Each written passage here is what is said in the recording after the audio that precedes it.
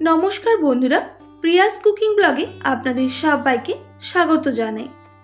আজকে আমি আপনাদের সঙ্গে বেগুনের একটি নিত্য নতুন রেসিপি শেয়ার করব। আশা করি আজকের রেসিপি আপনাদের ভালো লাগবে। এই রেসিপিটা ভাত, রুটি, পরোটার সাথে খেতে অসাধারণ লাগে আর এতটাই দুর্দান্ত হয় যে রেসিপিটা সবাই আঙুল চেটে পুটে খাবে আর বারবার রিকোয়েস্ট করবে বানানোর জন্য। তো চলুন আজকের রেসিপিটা আমরা বানিয়ে ফেলি। এখানে আমি 4টে বেগুন নিয়ে নিয়েছি আর বেগুনগুলো এইরকম সাইজে নিয়েছি। আপনারা চাইলে লম্বা বেগুন দিয়েও রেসিপিটা করে নিতে পারেন। আমি প্রথমে বেগুনটা পরিষ্কার করে ধুয়ে নিয়েছি। এরপর বেগুনগুলো আমি কেটে নেব। আমি বেগুনগুলো 4 ভাগ করে কেটে নিচ্ছি।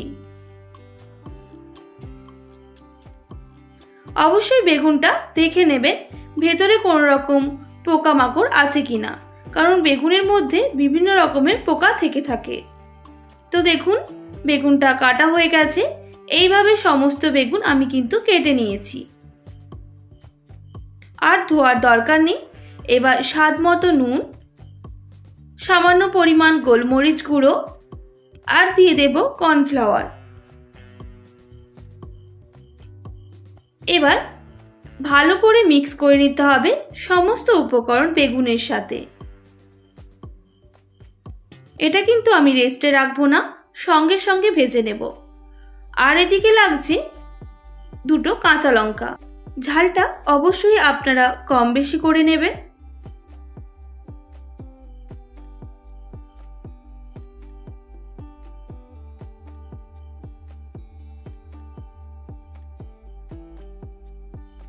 এখানে আমি আর নিয়ে নিয়েছি ক্যাপসিকাম কুচি, টমেটো কুচি, পেঁয়াজ কুচি, গাজর কুচি আর রসুন কুচি।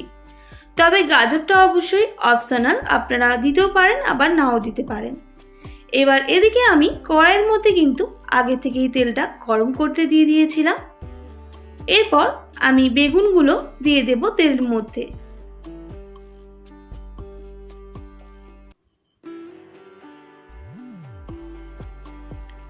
আমি কিন্তু হাই ফ্লেমে বেগুনগুলোকে ভেজে নেব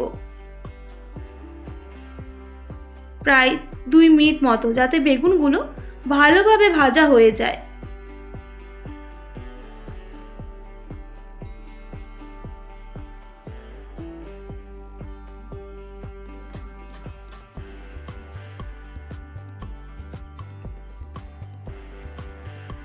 তো দেখুন বন্ধুরা, বেশ কিছুক্ষণ বেগুন ভাজার পর এইরকম লাল হয়ে আসলে বেগুনগুলো তেল থেকে ছেঁকে তুলে নিতে হবে। একইভাবে সমস্ত বেগুনগুলো ভেজে নেব।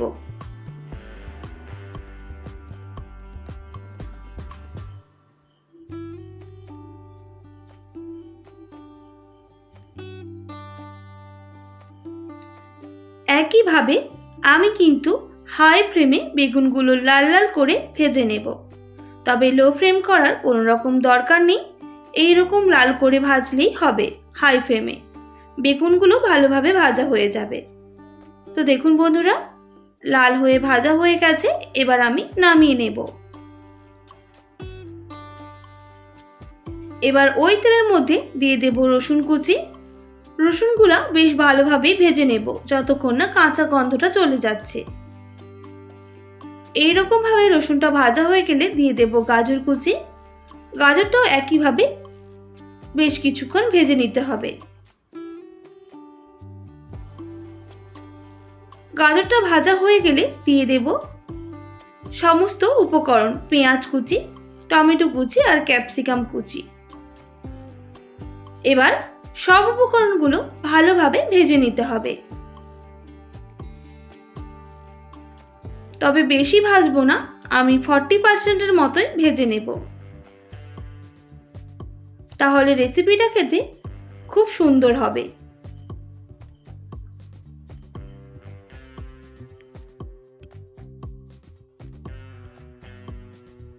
এবার দিয়ে দিতে হবে পরিমাণ মতো লবণ আর দিয়ে দেব সামান্য পরিমাণ গোলমরিচের গুঁড়ো।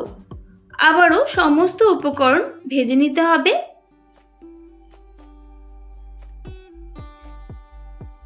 এইরকম ভাবে ভাজা হয়ে গেলে আমি জল অ্যাড করে দেব হাফ বাটি মতো। জলের সাথে সবজিগুলো মিক্স করে নিতে হবে আর বেশ কিছুক্ষণ ফুটিয়ে নিতে হবে।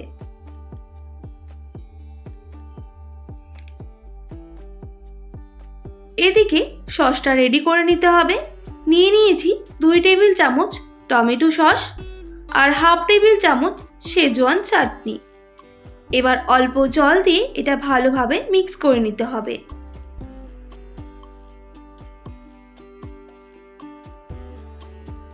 এরপর আমি এর মধ্যে সসটা অ্যাড করে দেব আর ভালোভাবে মিক্স করে নেব।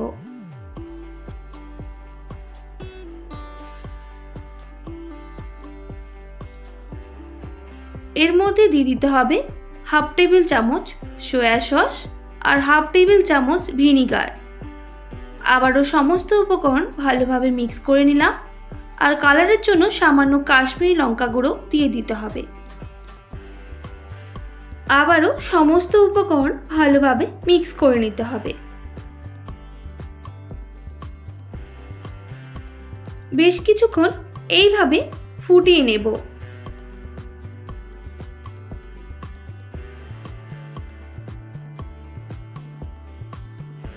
এইভাবে বেশ কিছুক্ষণ ফুটে গেলে কালারটা কিন্তু একদমই চেঞ্জ হয়ে এসেছে। এই স্টেজে ভেজে রাখা বেগুনগুলো অ্যাড করে দিতে হবে।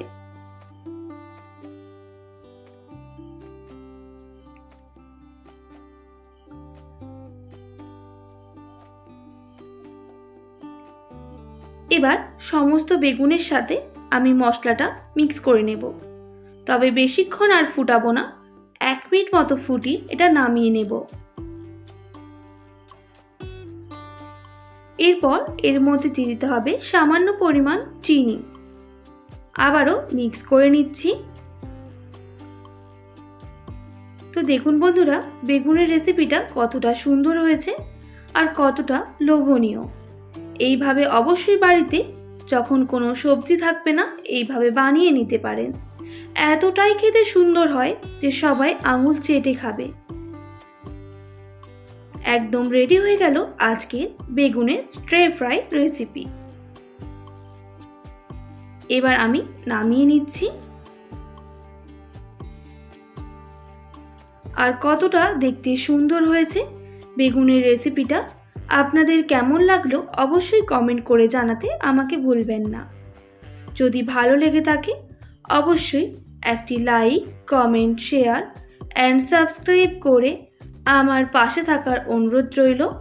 পাশে থাকা বেল আইকনটিও প্রেস করে দেবেন, তাহলে নিত্য নতুন রান্নার ভিডিওগুলি আপনাদের কাছে পৌঁছে যাবে। আজকের মতো এতটাই। আবারও নতুন কোনো রেসিপির সঙ্গে দেখা হচ্ছে। আপনারা ভালো থাকবেন, সুস্থ থাকবেন আর এতক্ষণ আমার ভিডিওটি দেখার জন্য অনেক অনেক ধন্যবাদ আপনাদের সবাইকে।